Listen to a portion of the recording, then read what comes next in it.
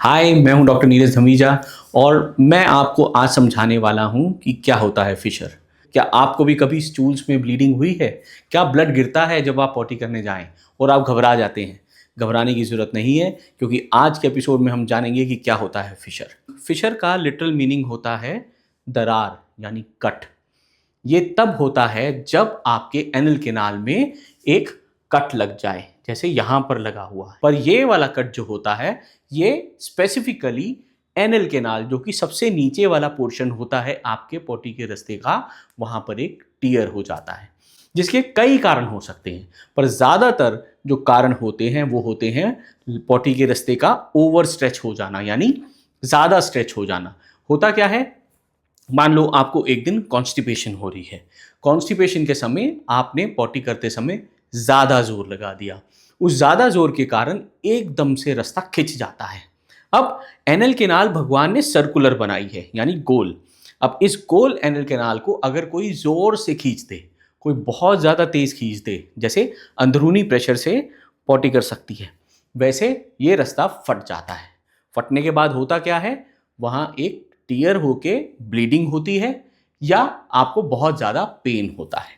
ज़्यादातर पेशेंट्स जब हमारे पास आते हैं वो बोलते हैं, डॉक्टर मुझे तो पॉटी में ब्लड आ रहा है, क्या मुझे पाइल्स तो नहीं हो गया? पाइल्स और फिशर बिल्कुल अलग बीमारी है। फिशर एक कट है। पाइल्स के बारे में हम जानेंगे अगले एपिसोड में कि एक्चुअली पाइल्स होते क्या हैं। जब फिशर निचले हिस्से पे होता है तो बहुत पेन करता है। जब भी आप पॉटी करने जाएंगे आपको डर लग जाता है कि आज भी मैं अगर स्टूल्स करने बैठूं, मुझे हल्का सा भी जोर लगे तो मुझे बहुत तकलीफ होती है, बहुत दर्द होता है। और वो दर्द पॉटी करने के बाद भी 2-3 घंटे तक आपको परेशान कर सकता है।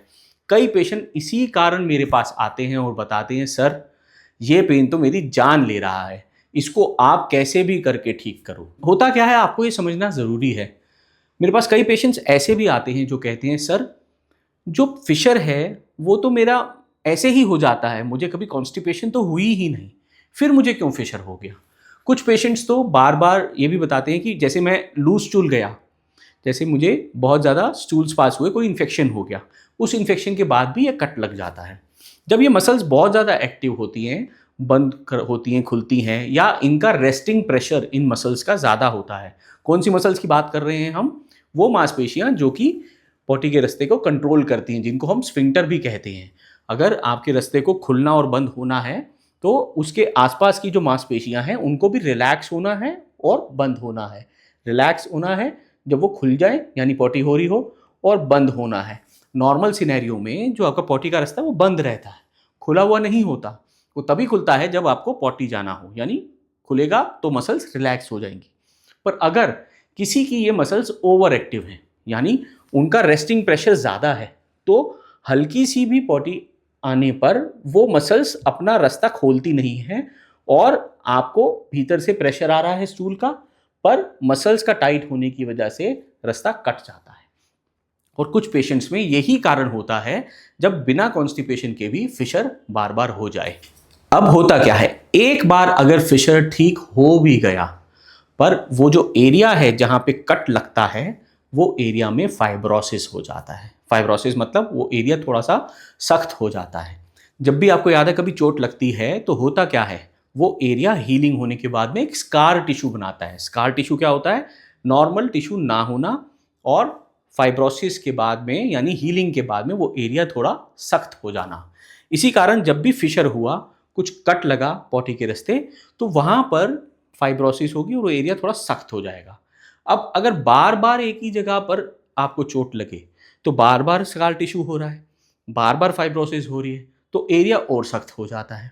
अगली बार जब रास्ता खुलने की कोशिश करेगा तो जहां पर कट था वो एरिया आपकी पॉटी के रास्ते को रोकेगा, वो अच्छे से खुलने नहीं देगा, अच्छे से डायलेट नहीं होने देगा, और सारा जोर जो स्ट्रेचिंग का हो रहा होता है उसी लेवल पे आएगा जो फटा था। इसीलिए पेशेंट्स बार बार फिशर से परेशान होते हैं। ऐसे पेशेंट्स जब वापस आते हैं बताते हैं, सर इस बार तो मुझे कॉन्स्टिपेशन भी नहीं हुआ, फिर भी फिशर हो गया। तो यही कारण है जिसके कारण बार बार फिशर होता है। आपकी पॉटी के रास्ते की इलास्टिसिटी लूज हो जाती है। होता क्या है, ट्रॉमा, यानी जो आपके हार्ट स्टूल से हुआ उसके बाद पेन, पेन के बाद स्पैज़म, स्पैज़म होता है जब भी आपको चोट लगेगी आप करोगे क्या, उस एरिया को टाइटली होल्ड रखने की कोशिश करोगे, क्योंकि जैसे ही आप उसको रिलैक्स करोगे वहाँ पेन होने लगता है। अब अगर मेरी इस उंगली पे यहाँ पर चोट लगे तो मैं इसको यूं ही रखूंगा, अगर मैं इसको स्ट्रेच करने की कोशिश करूंगा तो ये खिंचेगा और मुझे पेन होगा। इसी तरीके से होता है जब आपको फिशर होता है, आप लैट्रिन के रास्ते को कोशिश करते हैं कि वो नॉर्मल रहे, रिलैक्स रहे, टाइट रहे, खुले ना, स्ट्रेच होने के कारण वापस पेन होगा। फिर उससे होता क्या है, थोड़ा सा ब्लड फ्लो डिक्रीज हो जाता है और बार बार वो एरिया फिशर से परेशान होता है और अच्छे से हीलिंग नहीं हो पाती। आपको तो पॉटी रोज जाना है, रोज उस जख्म को खींचना है, रोज उस जख्म को पेन होना है, इसलिए भी हीलिंग प्रोलॉन्ग हो जाती है। जब ये शुरुआती तौर का फिशर होता है जो लेस देन 6 वीक्स का हो तो उसे हम एक्यूट फिशर कहते हैं, पर जैसे ही ये मोर देन 6 वीक्स का हो जाता है तो इसको हम क्रोनिक फिशर कहते हैं।